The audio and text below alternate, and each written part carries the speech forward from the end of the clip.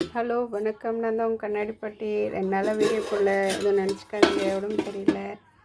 இன்றைக்கி பாட்டி வீட்டில் மீன் குழம்பு பாருங்கள். தலை எல்லாம் போட்டு வச்ச மீன் குழம்பு எங்கள் அம்மா வச்சது.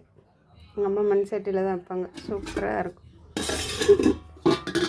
அதுக்கப்புறமேட்டு மீன் ஃப்ரை பண்ணுறதுக்காக மசாலாலாம் தடவி வச்சுருக்காங்க. சாப்பிடும்போது சூடாக செஞ்சுக்கலான்னு. அப்புறம் புளிக்குழம்பு.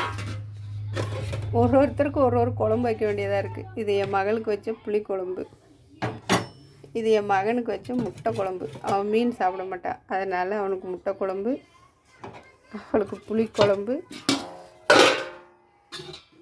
எனக்கு மீன் குழம்பு. எங்கள் அம்மா 3 பேர்த்துக்கு 3 குழம்பு வச்சுருக்காங்க. வாங்க சாப்பிடலாம். பாய்.